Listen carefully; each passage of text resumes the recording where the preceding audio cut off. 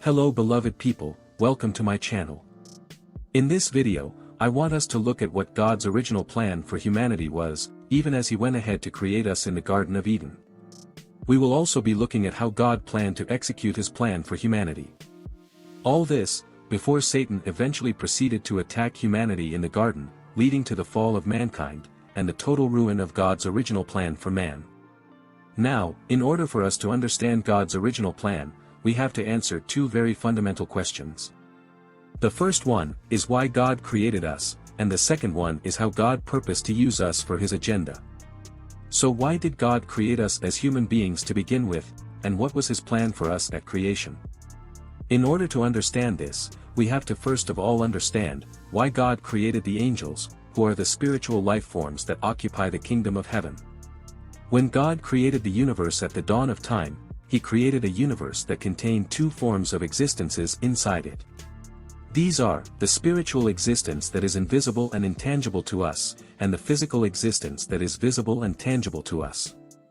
As it is written in the book of Colossians chapter 1 verse 16, that says, "For, by Him, all things were created, things in heaven and on earth, visible and invisible, whether thrones or powers or rulers or authorities, all things were created by Him, and for Him." Now, God Himself is spirit, and He is therefore spiritual in nature, so, after creating the universe, God by His infinite wisdom, decided to first of all establish His dominion in the spiritual portion of the universe first, before proceeding to establish Himself in the physical portion of the universe. So in the invisible and intangible spiritual portion of the universe, God chose the third heaven, to be the spiritual plane, that would play host to His dwelling. In this third heaven, God wanted to establish for Himself a dwelling, kingdom, and civilization, whose dominion would be founded on truth, justice, righteousness and holiness. To accomplish this, God proceeded to create the angels, as the centerpiece spiritual life forms, that would help Him in the establishment and running of the kingdom and civilization of heaven. In creating the angels, God differentiated them into ordinary angels, and angelic princes. The angelic princes were to be the leaders and heads of the angelic civilization, overseeing the various departments and activities that run inside the kingdom of heaven. On the other hand, the ordinary angels were to be the workers of the kingdom of heaven, operating in the various departments that God would ordain. From this short summary of the creation of the angels, we can obtain the model that God Almighty used in creating the angelic civilization, in the invisible spiritual portion of the universe, and then compare it with that of the creation of the human race, in the visible physical portion of the universe. Comparing the two, we see that God created the angels, as the centerpiece of His plan for the spiritual portion of the universe. And that God purposed, to essentially commit into the hands of the angels, everything appertaining the establishment and running of the affairs of the kingdom of heaven. God therefore, wanted the angels to propagate and perpetuate His own dominion inside heaven. When we look at the creation of the human race, we see the repetition of this same model, that led God to create humanity as the physical life forms of the earth, inside the Garden of Eden. From Genesis chapter 1 verse 2, we see, that after God and His angels had firmly established the kingdom, dominion and civilization of heaven in the third heaven, then God turned His attention to the physical portion of existence that had remained without life and civilization. And in turning His gaze towards the physical portion of existence, God chose the primordial planet called Earth, which was a rocky water planet, to be the site that would host the physical civilization, that would propagate and perpetuate His dominion in the physical portion of existence. In the first account of creation, that is recorded in Genesis chapter 1, we see God transforming and terraforming the earth, so that it may become a suitable habitation that could host physical life forms. And after transforming and terraforming the earth, God afterward proceeds to create physical life forms, starting with vegetative life that includes all plants and trees. God then proceeds to create water life, that includes all avic life forms, that occupy the waters above, that is the gaseous atmosphere. At the same time, God also creates aquatic life, that includes all fishes and sea creatures that occupy the waters below, which are the liquid oceans, seas and lakes. God finally ends by creating land life, that constitutes all land-dwelling creatures that roam the soil, including insects, mammals, amphibians and reptiles. After God had finished creating all the vast variants of physical life forms, with all their individual distinctiveness, God then proceeds to create mankind, as the centerpiece physical life form, that would subdue the earth, and take care of all forms of life on the earth, and ensure the propagation and perpetuation of God's dominion on the earth, as it had been done in heaven by the angels. From this, we can clearly see, that just as God had created the angels and committed into their hands all the affairs of the running of the kingdom of heaven, God also committed into the hands of mankind all the affairs of the running of the earth. As it is written in Genesis chapter 1 verse 26 to 27, that says, "Then God said, Let us make man in our image, in our likeness, and let them rule over the fish of the sea and the birds of the air, over the livestock, over all the earth, and over all the creatures that move along the ground." So God created man in his own image, in the image of God he created him, male and female he created them. Now, taking a panoramic view of the accounts of creation, we see that the first account of creation answers the question, why God created the human race, and the second account of creation answers the question, how God planned to accomplish his plan.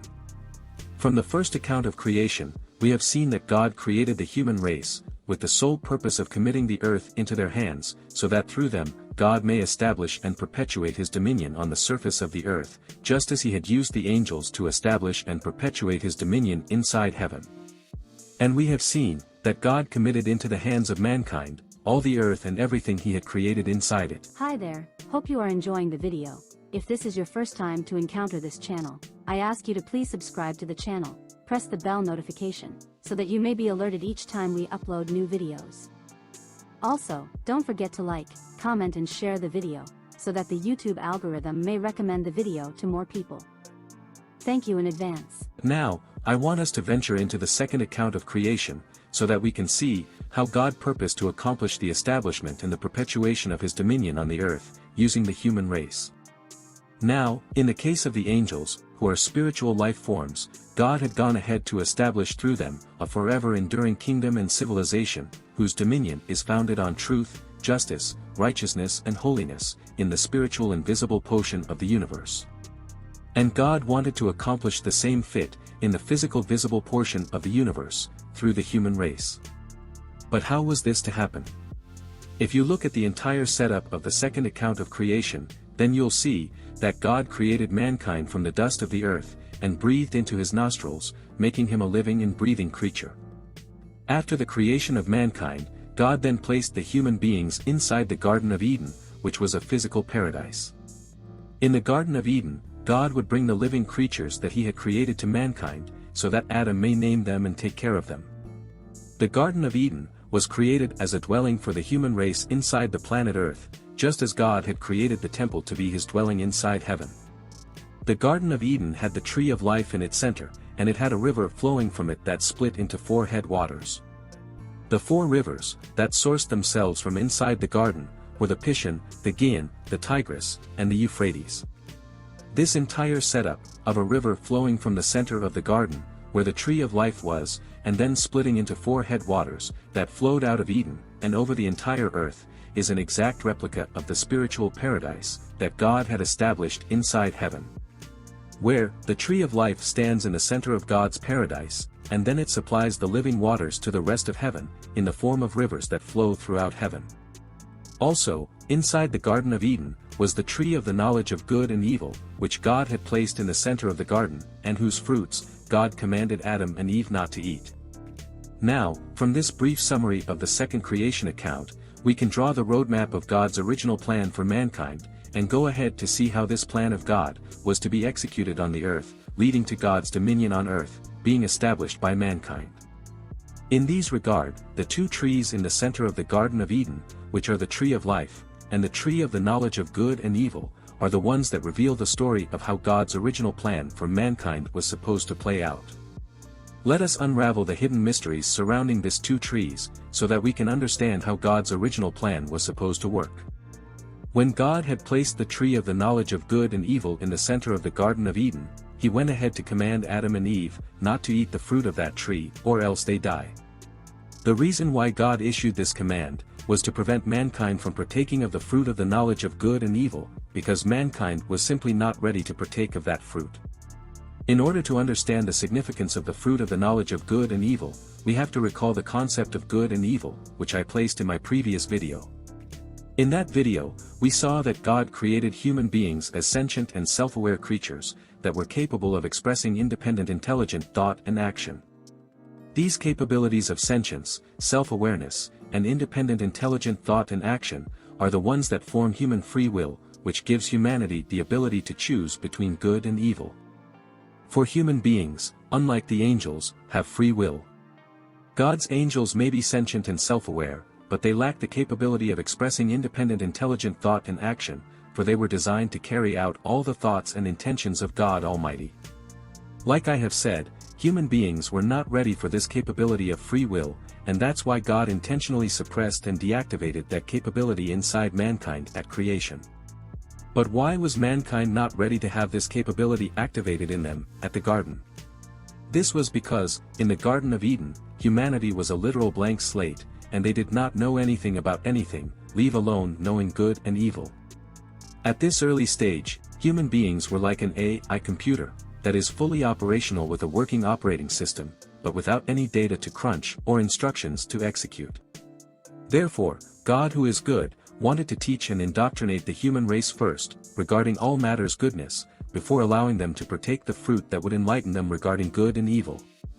God wanted humanity to be indoctrinated in all goodness first, to ensure that at the eve of their enlightenment by the fruit, humanity will proceed to stick to the good and deliberately reject all evil, by their free will. This would have ensured that mankind remains perpetually good in nature, by always choosing good in each and every circumstance. And finally, after humanity had proven themselves faithful to the good side of the divide of good and evil, by their free will, God would have then allowed mankind to partake of the fruit of the tree of life, which would have perfected all goodness in them. Goodness primarily constitutes all righteousness, truth, justice and holiness. For the fruit of the tree of life, aside from amplifying the life of its partaker to infinity, also amplifies the nature of that individual into infinity. For example, if the individual partaking the fruit of life is good in nature, then the goodness inside him or her would become amplified to perfection, and the same applies to evil. As it is written in the book of Hebrews chapter 12 verse 23, "You have come to God, the judge of all men, to the spirits of righteous men made perfect." Once the goodness of humanity had been made perfect by the fruit of the tree of life, God would have then proceeded to establish humanity on earth as the civilization that establishes God's dominion over the earth. A dominion that would have been a mirror image and semblance of the dominion that the angels established for God inside heaven, many ages ago. This was God's original plan for mankind. But God did not get the chance to execute his plan. For even before God could teach and indoctrinate humanity pertaining anything, Satan, who is the prince of evil in all existence, projected himself from hell into the garden by his spirit, and took possession of the snake in the Garden of Eden. After inhabiting the snake by his spirit, Satan went ahead to attack and assault clueless and ignorant humanity.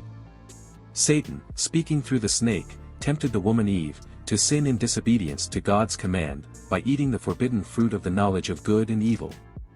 When Adam and Eve partook of the fruit of the knowledge of good and evil, while sinning against God's command, they immediately became evil in nature by choice, like the devil who deceived them. For Satan was at one point a good angel called Lucifer inside heaven.